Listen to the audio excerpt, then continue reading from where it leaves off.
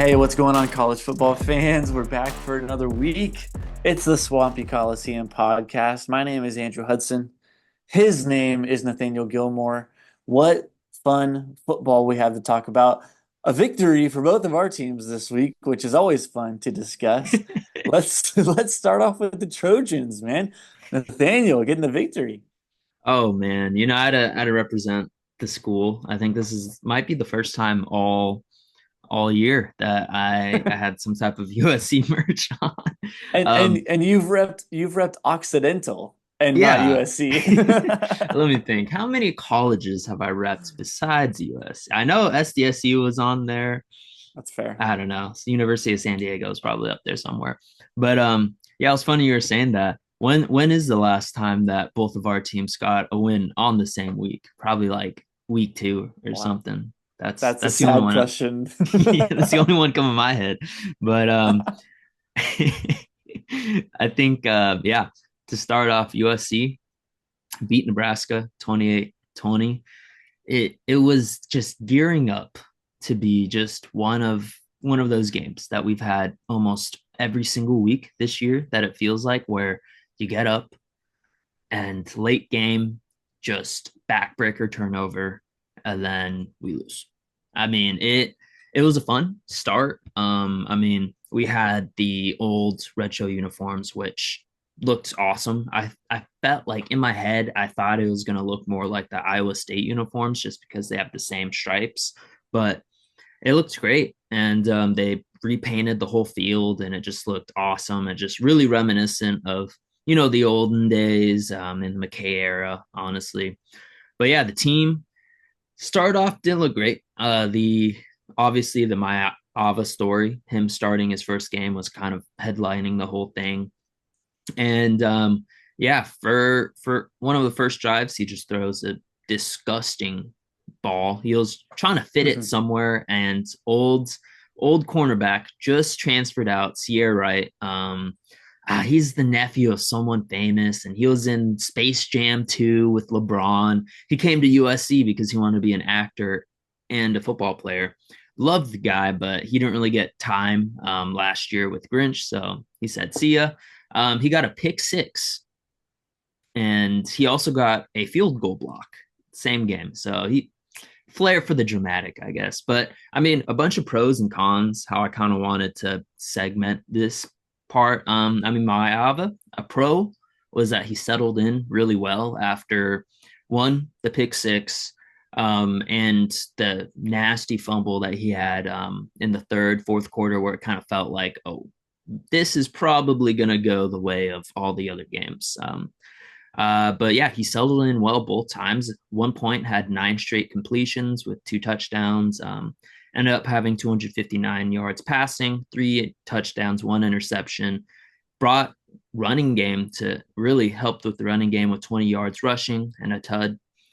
Which a con to that would be he did have 2 ugly turnovers. Realistically, probably should have had 4 to 5. He had some ugly throws. There's some big time plays that our guys made. I think 2 of the biggest plays all game were off of passes that probably should have been picked. Deuce Robinson kind of came up, used his 6'6" body, and just mossed some dude. It was nasty. And then the Kyron Hudson touchdown went through a corner's arms, bounced off his chest, bounced right back off the corner. Then he caught it, which I just sat there like, what on earth just happened here? But I mean, overall, he had a good game, and I mean, he got settled in. He's gonna sling it. He really spread the defense out really well, which we didn't really have a lot with Miller Moss. Zach Branch got going, probably the first time all year. Really showed speed that we haven't seen all year. Deuce Robinson also had a great game. He had 2 big plays. And like I said earlier, we had a really balanced game plan. I think for the first time, we almost had a 50-50 split on passing and rushes, which is kind of insane. But leading into that, Woody Marks had a career high 146 yards and broke the 1,000-yard mark for the first time, I believe. Mm. And I mean, Lincoln Riley, with that versatility, he was just in his play calling bag, as you will. I mean, we had a fourth down where it's like, okay, fourth and short. we need this first down to kind of stretch the lead here. And he runs Zach Branch in motion, and then off of that ran a triple option, which can't do that with Miller Moss. And I mean, it was an easy play that I think ended up getting like 30 yards, ended up scoring 2 plays later. And yeah, our defense was phenomenal. Realistically, they let up 10 points. The other 10 were pick six and the fumble. I saw a stat on Twitter, which was kind of funny, where the average points against us last year was 34. Mm. This year it's 22, and we haven't even let up 34 points once at all. So I think the Danton Lynn Wow. experiment is working. And yeah, the cons, though, like I said, Maava had ugly turnovers. Makai Lemon and Jacoby Lane were non-factors, which is tough because those were Miller's two biggest targets realistically. And yeah, so it's going to be weird to see how the wide receiver rotation looks with the new quarterback that likes to sling it instead of dinking and dunking like Miller Moss did.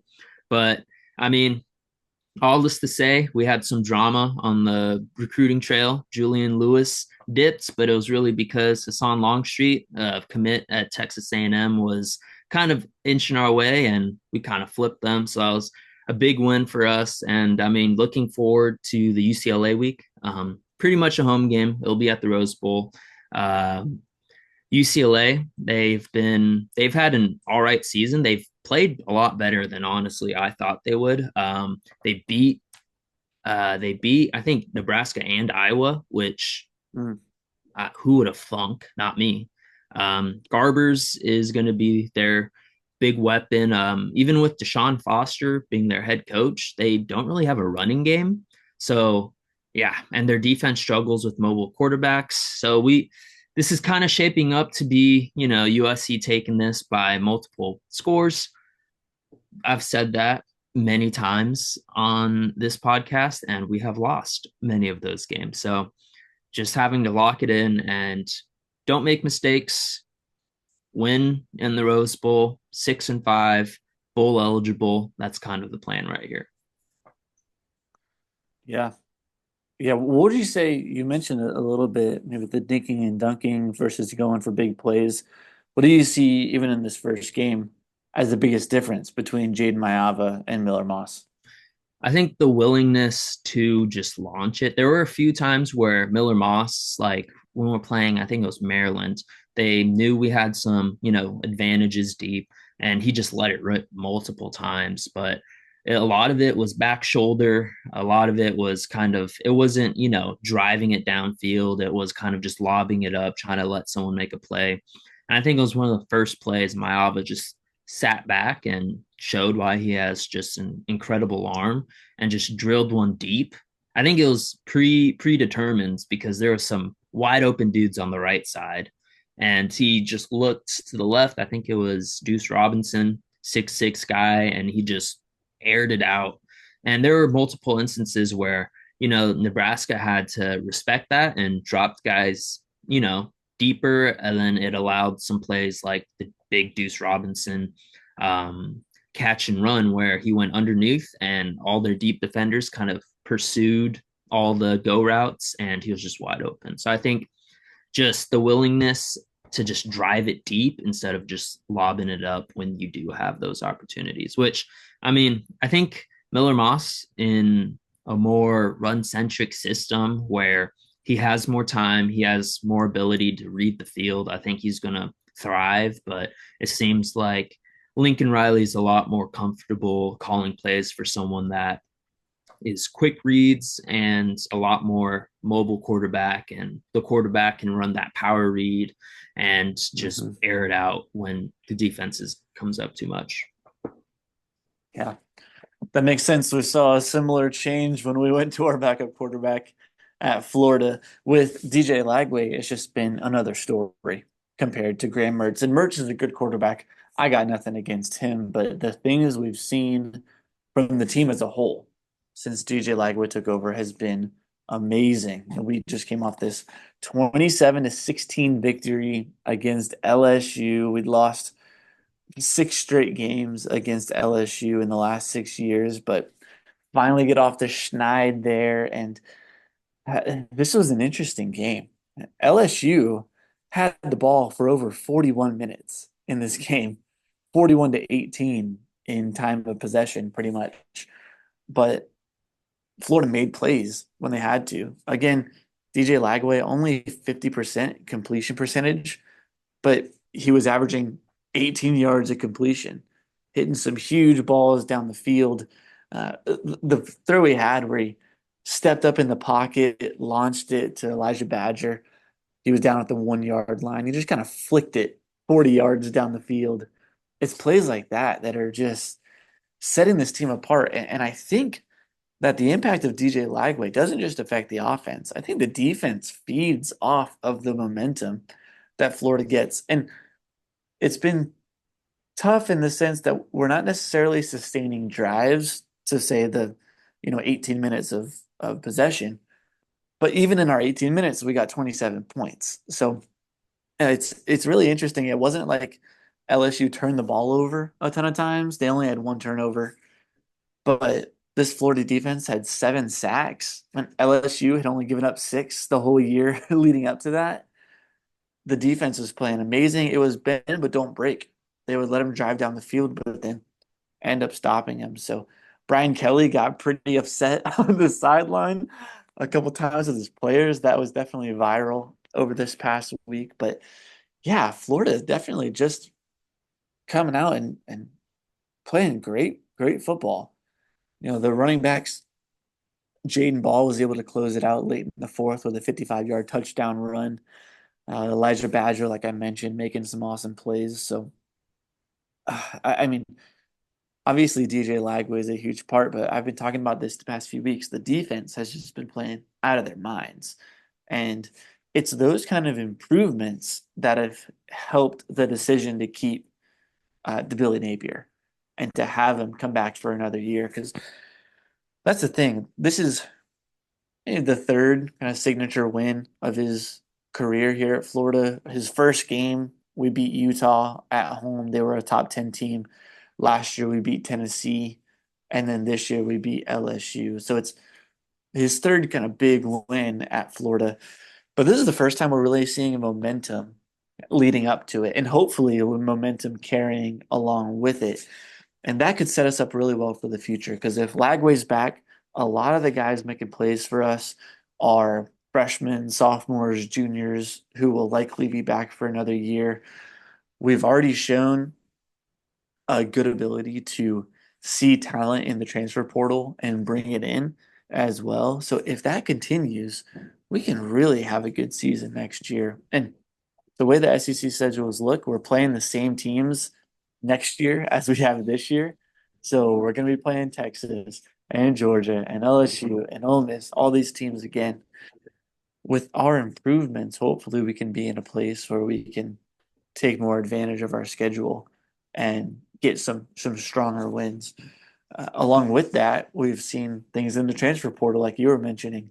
Tramel Jones, in the span of the last 2 weeks, highly touted quarterback from Jacksonville, has decommitted from FSU and now committed to Florida. So we're getting some news like that. We're jumping up in the recruiting rankings, and this is what Florida fans are hoping for. It's what we're looking for. And if we can carry that into the future, then the future can really be bright. So next week we're heading into another huge matchup at home against Ole Miss, taking on a top 10 team that, just beat Georgia a couple weeks ago. They're coming off a bye, which we've had a series of games coming off of byes. Georgia, Texas, now Ole Miss, they were all coming off a bye when we played them, which is certainly difficult, but they've got to come to Gainesville just like LSU did to play against the raucous crowd in the swamp. Florida, the way they're playing, I wouldn't put them past them to beat Ole Miss for sure. But a big difference is this Ole Miss defense is a lot more than the LSU defense we just faced. Their D line is oof, Yeah. nasty. And it's sad that it's led by Princely Emmanuel, who was a former Gator, but they had 5 sacks against Georgia, and their defense is stellar. So we're really going to have to be on it to get a win in that game. But I think we can really make the Ole Miss offense make some mistakes, and they're going to get their points. Like I'm confident Yeah. they're going to be able to drive down. But if we can cause a few mistakes, maybe that'll give us a chance to pull off another upset. But definitely high hopes for Florida. 5-5 record.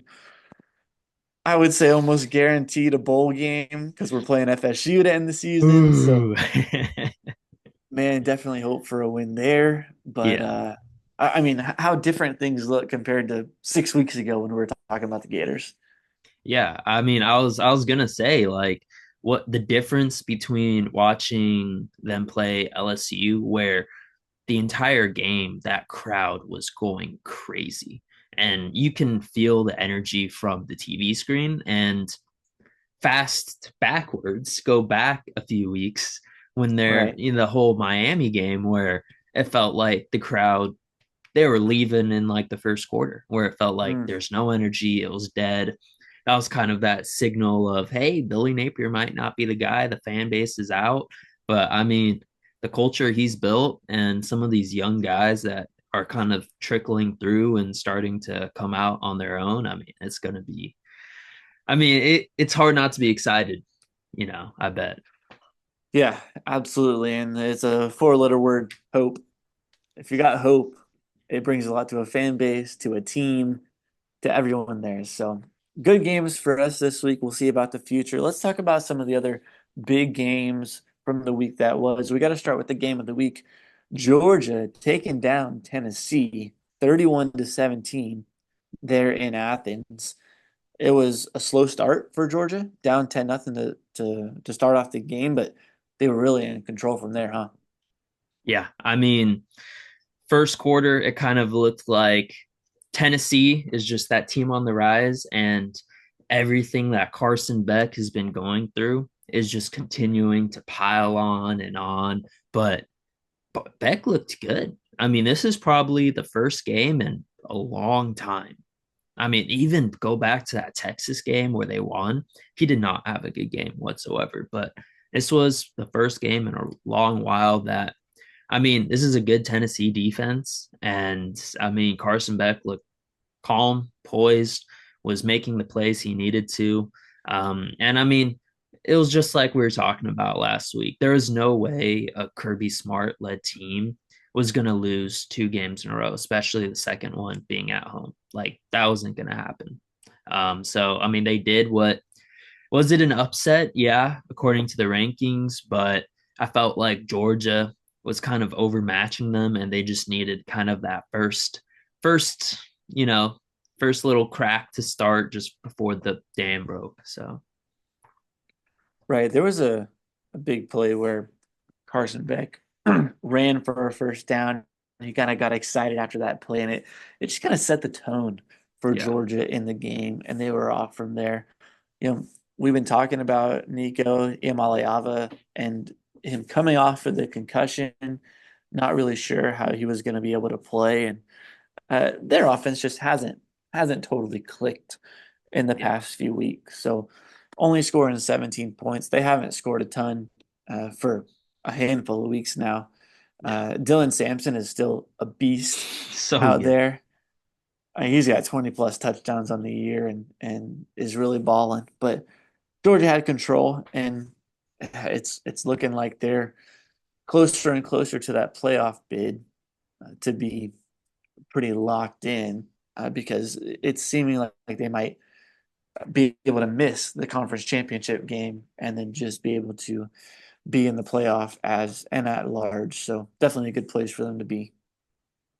But along with that, we had a top 10 loss this week. That was BYU playing against Kansas. And I'm here to say BYU certainly pretenders.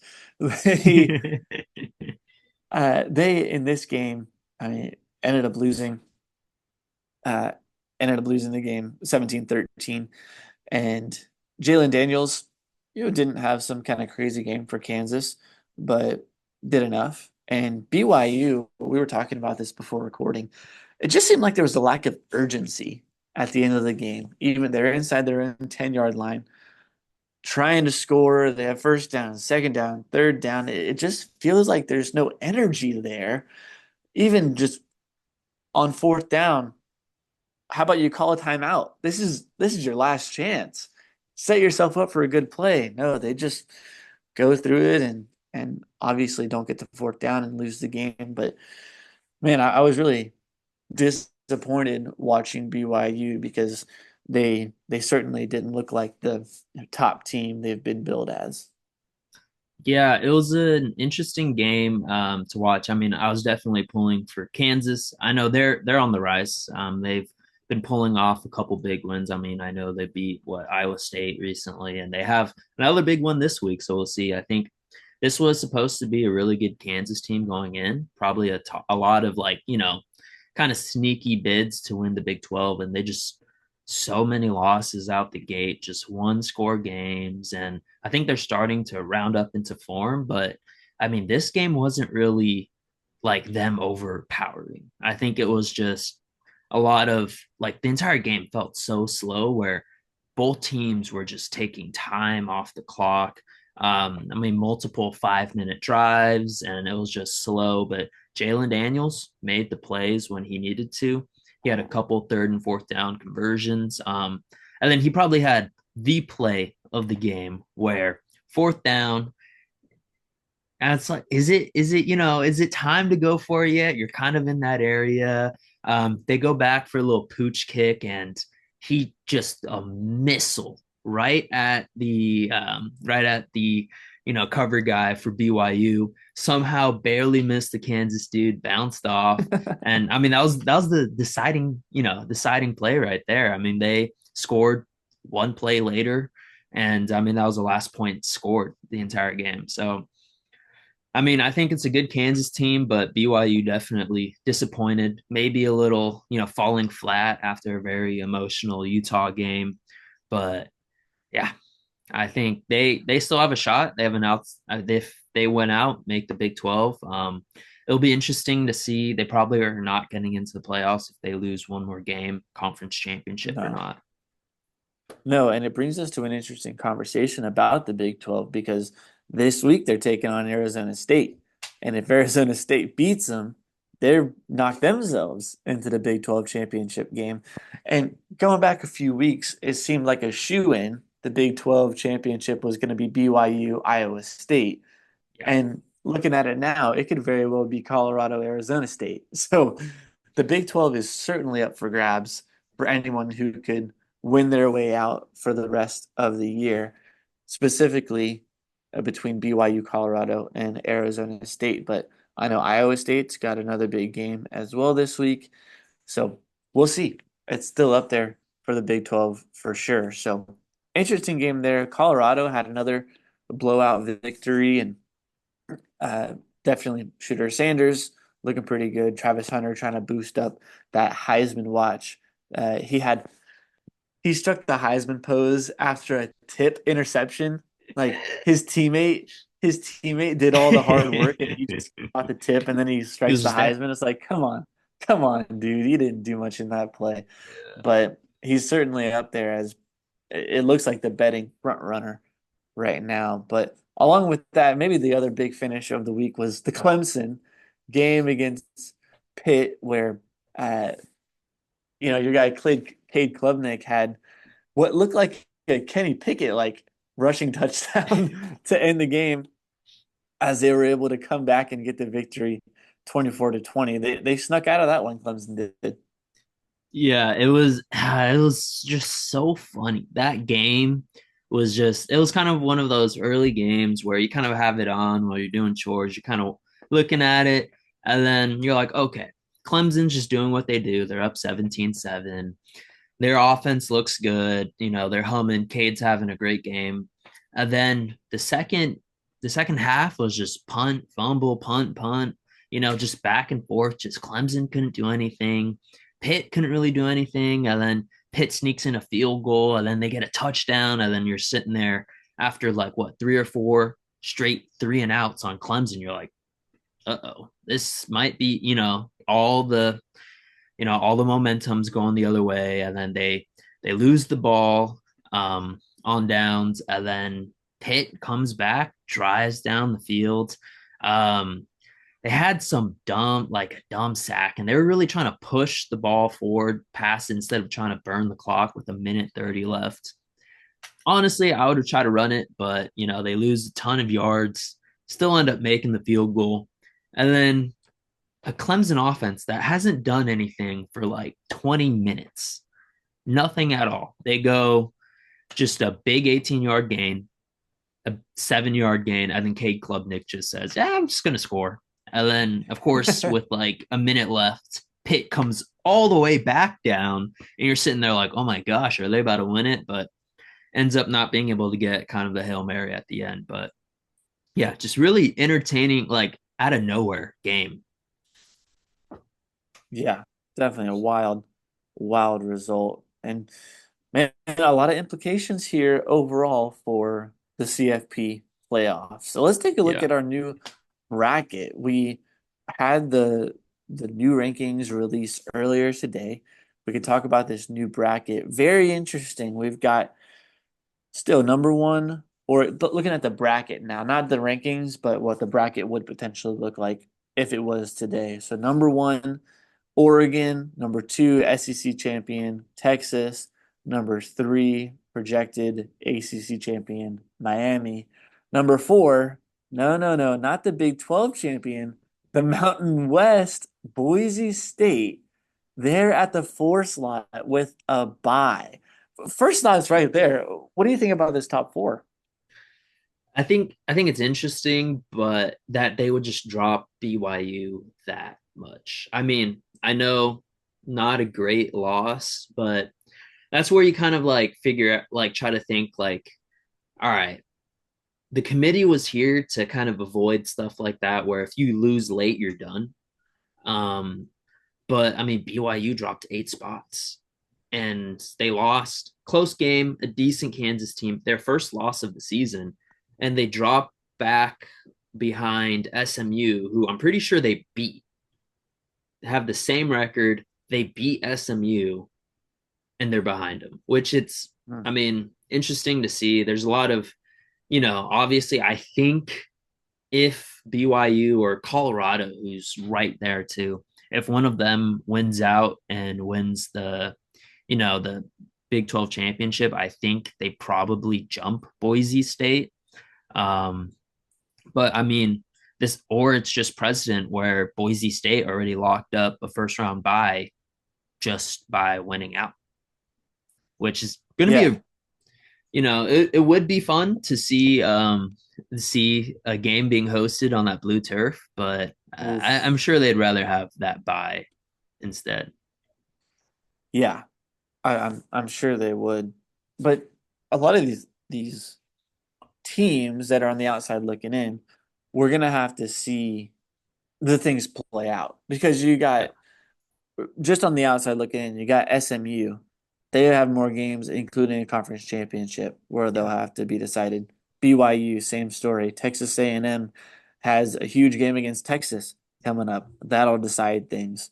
Colorado, same thing. They'll have a conference championship. Clemson, all these teams are still in the hunt because they potentially have a chance at the conference championship game or to sneak their way in if other teams lose. To read off the rest of our matchups, we have number 8 Notre Dame against number 9 Alabama, number 5 Ohio State against number 12 BYU. That's who they assume to be the Big 12 champion. Number 6 Penn State against number 11 Georgia, and then number 7 Indiana against number 10 Ole Miss. Looks pretty similar to what we've seen. Some interesting matchups for sure. Do you agree with how they have things right now? Yeah, I mean, right now it's early and I don't really see, I mean, in the bracket, like if you want to argue ranking up and down, there's probably, some precedent, but kind of where it's sitting at where each person that has a bye deserves the bye, then everything else is kind of like, all right, it's going to shake up a bunch. And I mean, it's going to be interesting with all these, at larges. You assume, you assume there'll probably be like two ACC teams in there if everything kind of stays shape. I know I've been seeing a lot of arguments for Notre Dame just because they have pretty easy schedule to join a conference. So I think that'll be an interesting thing to kind of look at because they're big tradition.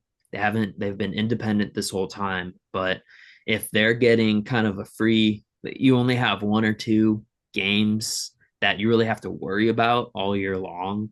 And I mean, it's tough, especially with a lot of other teams where they could get knocked out because of a conference championship and Notre Dame not having to feel the same thing. And speaking of kind of group of five teams, Tulane, they have two losses, but they've been looking Mm-hmm. hot, and both losses were against ranked teams. So that could Yeah. also be something where if they went out, could they sneak in and have multiple group of five or Army getting Yeah. into? So I think that'll be interesting. I mean, that Army Notre Dame game this week's going to be huge.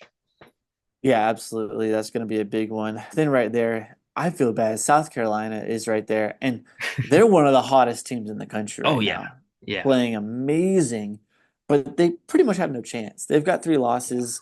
They have no chance at the SEC championship game, so they are out of it. Okay, I need 10-second answers from you. All right, Oh 10 gosh, seconds or less. yeah. Here's what I need. Let's start off with Miami. Miami at 9-1 with one more loss. Is Miami in or out? I think they're out. They're out. How about Indiana? Lose this week to Ohio State. They end the year with one loss and miss the Big Ten championship game. In or out? They have to be in. They're going to have three Big Ten teams in. They're going to be in. Last one. Texas loses one more game and misses the SEC championship game. In or out? Depends who they lose to. I mean, they have Kentucky, but if it's a bad loss, I think they're just so high up. I don't think they're out, but I think they should be out, but I don't think they will be. Have you seen the Texas schedule this year? It's not great. No, no, it's terrible, actually. They've got UTSA, Louisiana Monroe, Mississippi State, Oklahoma.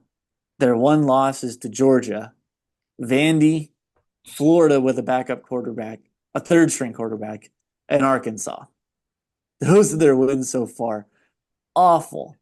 And Yeah. one more loss. I just don't know. We'll see what But might I mean, if happen. they're So, three now, it's hard to drop that much. But also, I've been like seeing all those like blind reacts, like, all right, look at A, B, C, and D. And then it'd be right, comparing like Texas, Indiana, SMU, and right. BYU or something like that. And all the stats say Texas has had an easier schedule than all those four teams. They've had the worst loss, I'm pretty sure, or something like that. Well, I mean, they lost Mm, to Georgia, but yeah. just yeah, it didn't look good for them. So I mean, it's not their fault. They got a weak schedule. It's how it kind of played out. It's funny. Someone was telling me the other day. It's like they left the Big 12 just to get a Big 12 schedule to start their time in the SEC. But I think they're gonna stay in. I mean, if they're three, they lose one game. There's no shot they drop like 9, 10 spots. Yeah. Yeah, but that'll be really interesting to see. But last little comment on this week's games before we move forward. Tell me what these matchups have in common. All right. You ready? What do these matchups have in common? Auburn played this week against Louisiana Monroe. Kentucky played against a 1-10 Murray State team. Alabama played against Mercer. Penn State played against 1-9 Purdue. And Texas A&M played against New Mexico State. What do all those matchups have in common? I mean, they're all pretty. It's big teams playing against bad teams, but at least Purdue's a Big Ten team instead of an FCS school. Right, they're a Big Ten team, but terrible this year. Yeah. Yeah, it was good teams playing against really bad teams, right?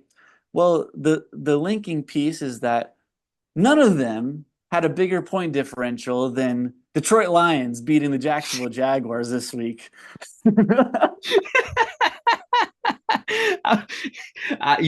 I was thinking about the Jaguars earlier, probably like an hour before we were recording, because we're going over like, all right, Daniel Jones benched, gone. What other teams are in Right. disarray? Like, is Trevor Lawrence the same way? What has he Yeah. shown so far? I don't know, but Doug Peterson's. I'm surprised he's not gone yet. Yeah, Um, they've got a clean house. It's amazing they haven't so far. But yes, if you missed it, 52-6 victory for the Lions this week. Even Mercer put up 7 against Alabama. It was yeah. 52 to 7. But that 46 point differential, the only game in the FBS that was bigger this week, Texas State beat Southern Miss 58-3. Oh wow. Uh, yeah, I know. But other than that, here's all you need to know. If Detroit only scored their extra points, they still would have beat us 7-6. Well, they had But what, 7 straight drives where they scored, yeah, not just scored, they scored a touchdown in 7 straight drives. oof, Like, how easily as was that the Denver game had to be worse, where they lost the Dolphins like 70 to 70 to whatever. 20. Yeah. It probably Yeah, that was a had to 50 be. point loss. But Yeah, man. oof, so bad. Well, let's move on from there. We don't need to talk about that anymore. Let's Self-inflicted go. harm right there. That's right. It's all for the pod. It's all for the pod. Well, let's move on to our trivia question for the day. I've got Oh, one for Nathaniel this time, and I like it. I like it this week. So there are 7. 7 okay. is your lucky number here. There are 7 coaches, current coaches in FBS who have coached in a national championship game. So not Okay. necessarily they didn't have to win the game, Yeah. but Yeah. 7 current coaches who coached in a national championship game. Can you name them? Man, there goes Nick Saban right off the bat. But let's go. Sonny Dykes. He was the one for Tennessee. I mean TCU, right? No, it was Patterson, whatever that guy, Doug Patterson or something like that for TCU, right? Just a couple years ago. That Yeah. was that was Sonny Dykes. Oh, it was Sonny Dykes. Okay, you didn't say anything, so I thought I messed up. But yeah, Sonny Dykes is one. Let me think. Kirby Smart, obviously, that's another one. Hmm? Oh gosh, why are the names just like escaping my mind? The new coach at Alabama, what's his name? Oh man. Okay, at Washington, whatever. Okay, let me just think back. Got to go Dabo. He's won one. Hmm? We have Gus Malzahn for UCF. Oh gosh, I feel like there's another like weird Auburn one out there. All right, 4 more or 3 more. Oh man, why can 4 I more. not? Oh, Hey, Kalen DeBoer. hey, Kalen DeBoer. yeah. Yeah, there we You go. got me on Dykes. I missed him there. So there's 8. There's 8. Oh, okay. That's why you looked a little confused. Yes. I was like, oh, I was it Patterson or whatever? But I I knew wanted to he. no, I Yeah. wanted to fact check because I had forgotten. Thought he moved on from TCU. No, he's there. So we've got 8. You've got 5 so far. Sonny Dykes, Okay. Gus Malzahn, Dabo, Kirby, and Kalen DeBoer. We need 3 more. Does it count if they were an assistant coach? No, head coaches only. Okay. Who has made it that's not okay? I mean, we can axe out all the OSU, we can axe out all the Michigans because they haven't. Day hasn't made one yet. Lincoln hasn't made one. Oh, did Brian Kelly, was he the coach in 2012? He No was the shot, right? coach. Oh my Yes. gosh. Notre Okay. Dame. lost to Alabama 42-14. Yeah, I was like trying to go through like because I feel like they've all been the same. Oh man. Who else? Who else has made a championship? I'll say We ha- one you've oh, already mentioned. I've already mentioned like I've said the name. Yes. No shot. Um, was it one of the ones where I was just like, they didn't do that. Yes. Okay. Can you no, I got this. Geez. Who I'm just blanking on which teams won because it's always the Clemsons like in the recents, but then I mean guys like Ferentz haven't, guys like Ryan Day, he did in yeah, Ryan Day, right? 2020. 2020, yeah. That I forgot because I just think in that era, it's I just think of that Clemson game where the ball, Hmm. not the game after where they just completely destroyed them, destroyed Clemson. But Ed Ogeron, sadly, I do not think is a head coach in college football. All Not right right, what is now. that? Seven, just one more. Oh, Seven, one more. is it okay? Is it in the 2010s? No. Knew it. I knew it. I knew it. Oh, come on. Come on. Oh my God. I forgot about Mac Brown, the head Matt coach at North Brown. Carolina. Yeah, coached at Texas, sadly, when Yes. I guess they made it multiple times, not just the time they beat USC, but also the old Colt McCoy game. Yeah, yeah, lost to Alabama in that one when McCoy got hurt. But yes, 05 season, beating USC 41-38, and one of the best college football games of all time.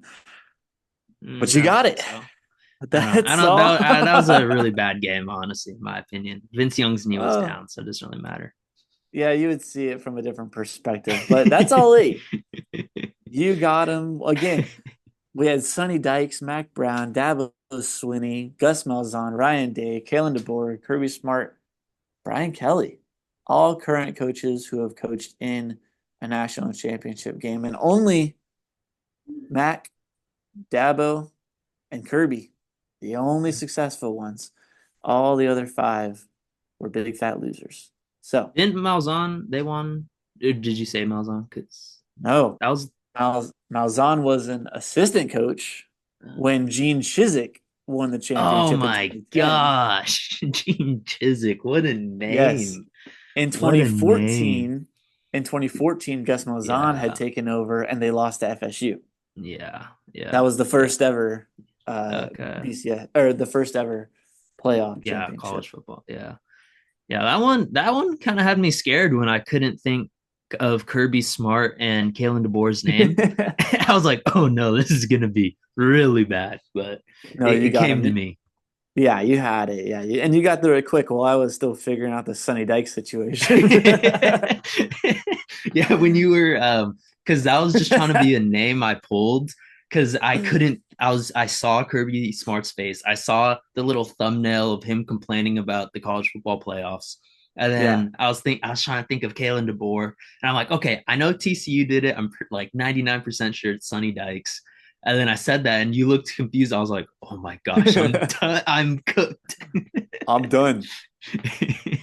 No, no, very good. Well done. Well done. Well, let's look over to our risers and fallers for this week because we've got a lot of movement. I'll start us off um, first with my biggest riser. And yeah, like we talked about, up there at the top, there's not much going on.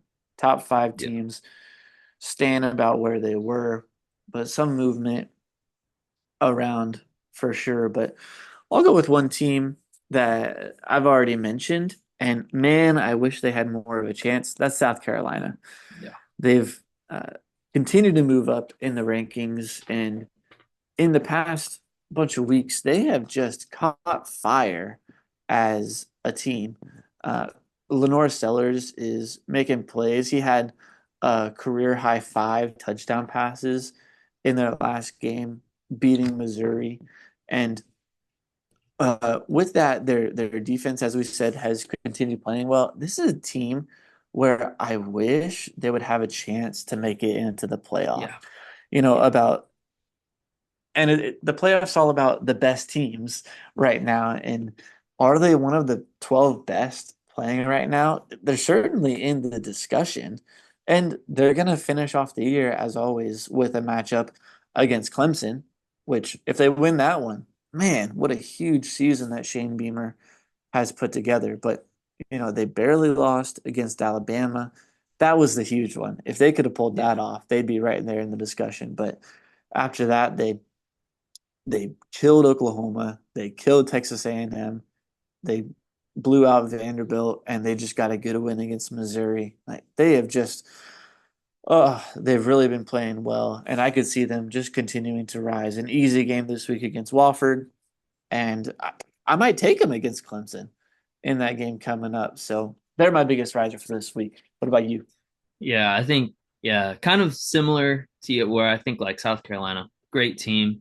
I will say interesting, Missouri didn't drop at all. They're still stuck at Yeah. 23 after it was a close game. It was a lot closer than I thought it'd be.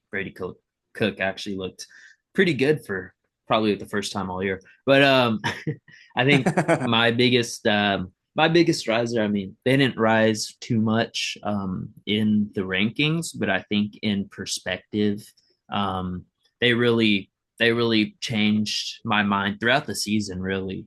And as they continue to grow, Colorado, I mean, that Utah game, best defense in the Big 12, and they did whatever they wanted the entire game. It was kind of close. Brandon Rose was out, so back to Isaac Wilson, and Isaac Wilson made it a really competitive game. I mean, their offense was looking good against Colorado's defense, but kind of like what's been happening the last couple games, Colorado's defense in the second half really just decided not to let anyone score. And I mean, you had Shadur just picking apart Utah's defense like crazy. You had Travis Hunter making and getting that interception we talked about earlier. But I mean, still locking down his guys.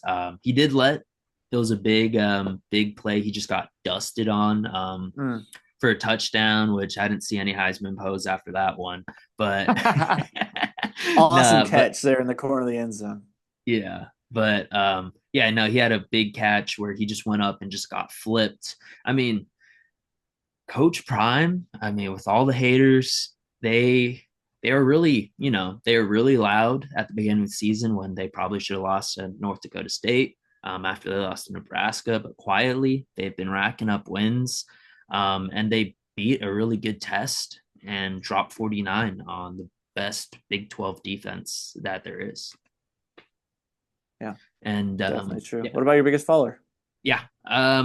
Biggest follower, that one's tough. I mean, there's a lot of teams that just didn't really live up to the bill. I mean, you have Kansas State, you have Louisville, you have LSU, which going for them. I mean, Florida and USC both beat LSU, so Hmm. tough run in there. But yeah, I'm gonna have to go with BYU. We've talked about them a lot so far this episode, but they just had so much. Just it seemed like magic where they came back, kind of like how Miami did, where they'd be down, come back, get the win. And I mean, is it fair that BYU's all the way down at what 14 and Miami's all the way up there? We'll have to see, but I mean, after a win against Utah, the win against UCF, the win against Oklahoma State, where it was just coming back at the end, it finally came to bite them. And I mean, they have two more games. Obviously, if they make it in and they win the championship, they're in. But we're now at a point where they can't make a mistake, which I don't know if they will. Yeah, I don't think so. I definitely don't think so, but definitely a big follower there. My biggest follower is, a team that's been out of sight, out of mind. We haven't talked about them, but it's time we give our due to the Pac-2. The Oh Pac-2 no, Washington gives State. me Washington State as my biggest follower. Last week they were number 18 in the rankings at 8-1, and they lost to New Mexico, which I'm a professional to speak on because last week I went to the New Mexico SDSU football game. I saw them up close and personal, and SDSU almost beat this New Mexico team. Washington State, uh, they've had a good year, 8-2 now on the season, but lost this game 38-35. They are still miraculously in the AP rankings at number 25, but they've dropped out of the CFP. And I'm gonna put it out there. I think they're out of the playoff race. I know, Yeah, I yeah, know, probably. but they're done. But hey, that's we give our credit to the Pac-2. Good for you guys. I'm not believing anything they say about this new Pac-12. Like, The updated Mountain yeah, West. whatever. It's the Mountain West Conference. So, biggest risers, biggest followers. That's what we had for you. Let's finish off our week with our weekly picks. Oh, we looked pretty good last week. A 5-0 week for Nathaniel, and since we only had 1 week, one pick different, that means a 4-1 week for myself. I'm just a few games ahead, 38-23 on the season. You are 34-27. Still right there in it. We're gonna have to make some different picks for you to be able to catch me there, but Are you some just gonna more play good. defense the rest of the way? Yeah. Yeah, unfortunately I picked first here, so you can listen to me, but Oh no. we've got some good matchups. First of all, we this ranked matchup here that we've already been talking about some. We have number 14 going to play against number 21, BYU, playing against Arizona State in this huge game. I already called BYU pretenders at the beginning of this broadcast, and I'm not going to say that in a weak way. Okay, I'm continuing to say they're pretenders. And so Arizona State is going to win this game at home, ending BYU's chances at the playoff. Bye bye to those teams. I want to see Colorado against what we say, Colorado, Arizona State could be the Yeah. matchup in the Big Hmm. 12. I would love to see it. So I'm picking Arizona State. Yeah, I mean, what Kenny Dillingham is building there is it's looking good. I mean, Sacramento State transfer, Scattaboo, Cam Scattaboo. Love that guy. I mean, ever since he was at Sac State, Stingers up. Yeah, I mean that Arizona State team's been tried and tested, and they are physical. And I mean, what BYU wants to do, they can do too. They're at home, and I think they're going to take this one pretty easily as well.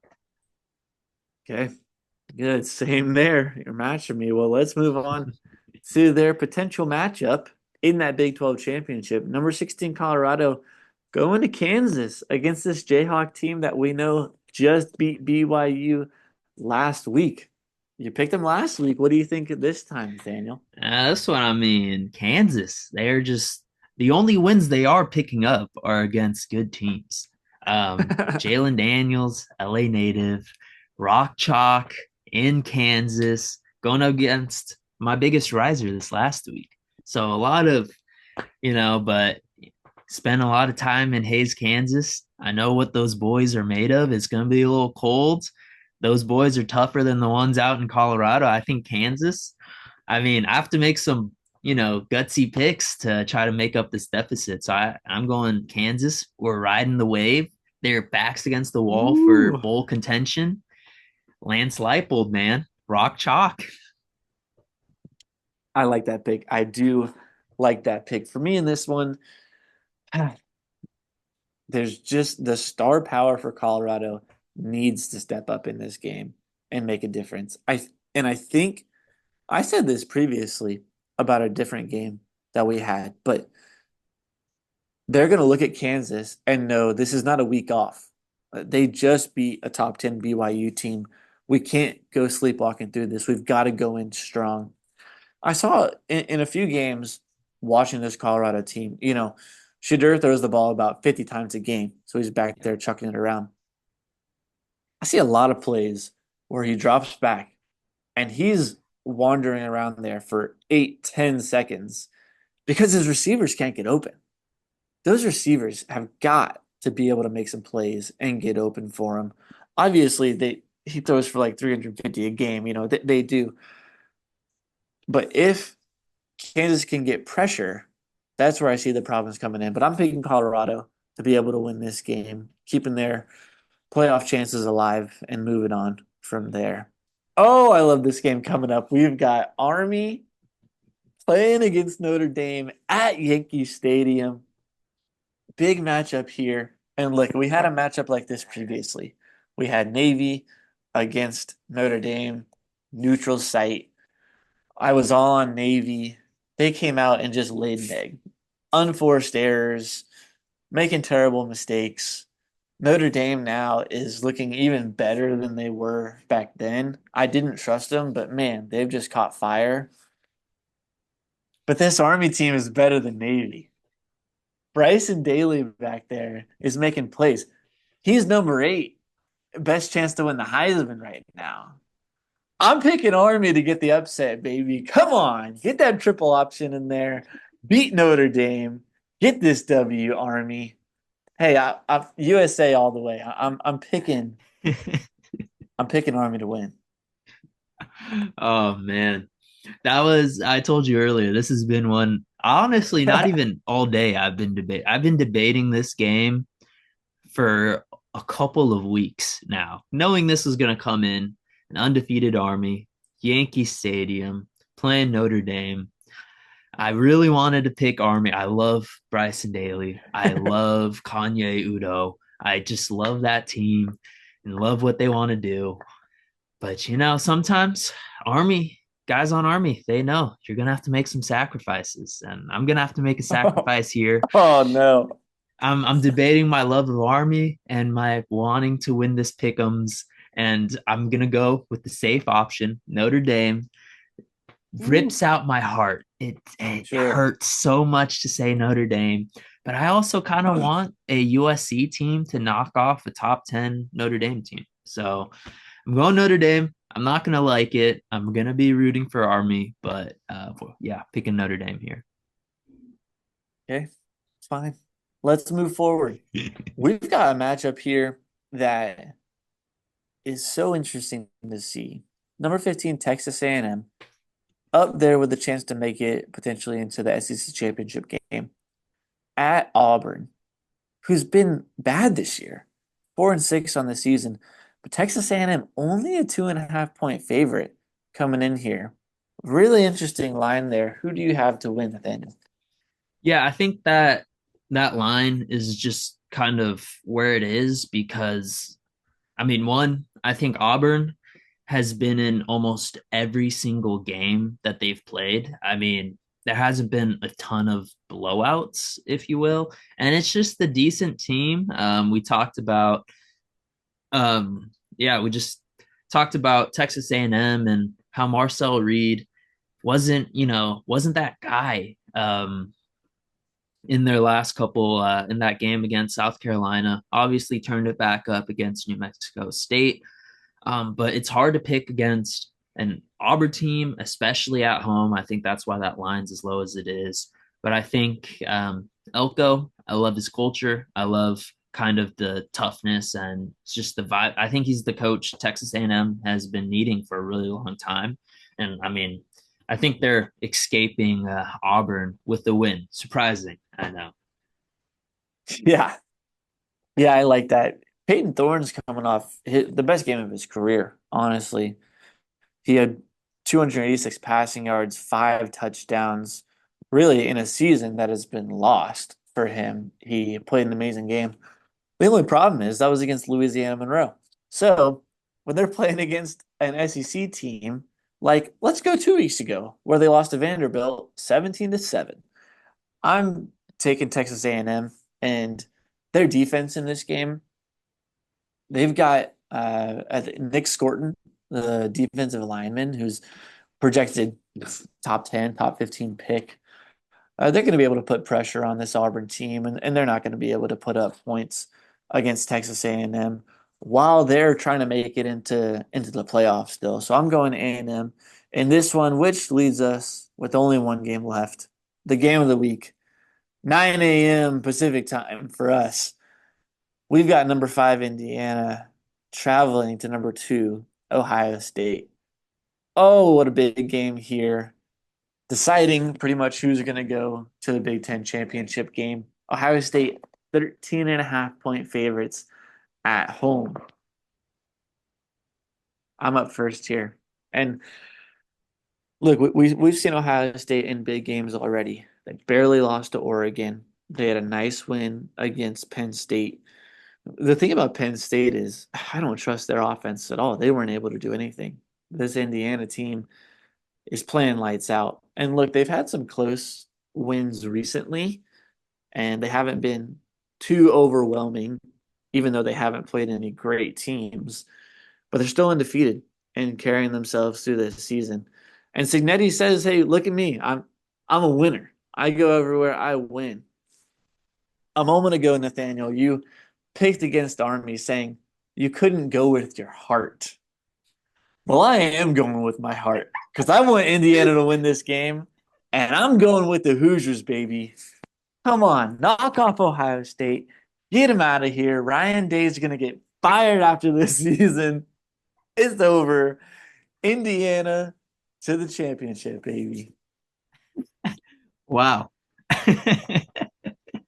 I like that pick. I like that pick. I mean, it's kind of funny looking at the picks. The only two that you went against the spread were the two where they were two score underdogs. Well, they call me Big Line Huddy. That's what I'm known as around these parts. So gotta do it when you gotta do it. Yeah. Man, I think this is gonna be a good game. I think Indiana, yeah, sure, they haven't, played the best of teams. They haven't played any really top tier Big Ten teams. But they just have a good culture, and I think culture carries. And I think I mean Signetti has them going. I think this is the beginning of a very I mean, if he stays, which who knows? He's been bouncing around pretty much every other couple years. He goes to a new place, Right. and especially after this year, I mean, they're gonna have to lock up an extension or something because that They just buyout. did. Oh, Here- they did. this week, 8-year extension for Signetti. 8 year. Well, that buyout's gonna be nasty then. Yeah, seriously. He's Ooh, gonna be an okay. old man by that time. Yeah. But yeah, I mean, I love their culture. Um, and I do think that Ohio State, they play well in big games. I mean, they've struggled outside of it, but I mean, that Georgia game, they went up big. I think the only one that's really had their number ever has been Michigan. I think Indiana is a great story. Love them. But I think Ohio State's going to be too battle tested. Ryan Day's been in this situation more times. And I don't think it's going to be a blowout, but especially at Ohio State, I can't see a way for Indiana to win, so I'm going to go Ohio State. Hard to go against the horseshoe in that Yeah, situation. Well, these are the picks we needed right here. yeah, yeah. Well, This is good. I will say two things. One, well, we only have three different, so can't come within, can't tie it up. But you kind of mentioned it earlier. These big noon games, I don't think Ohio State has played a game like past 3 o'clock Eastern time. Wow. It's Yeah. insane. Like that when they played Penn State at Happy Valley, when that was supposed to be the whiteout game, and you're telling me they're playing at noon Eastern. Like Yeah. that's It's just crazy. I don't know. It's just killing the. I heard arguments why, like, Fox can only play like Big Ten games at noon.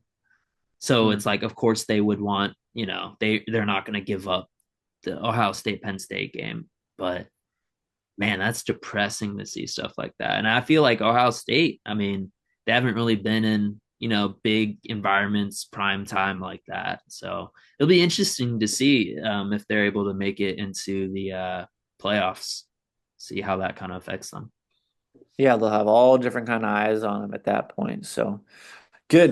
Well, that's another week of the Swampy Coliseum podcast. Man, a lot of good stuff that's going on in college football. If you want more throughout the week, follow us on Instagram. You can always watch us on YouTube, follow us on Spotify as well. We've got updates going on there. So, man, so good to talk. Nathaniel, it's always good. For Nathaniel Gilmore, I am Andrew Hudson. We're so glad you listened, and we'll talk to you again later.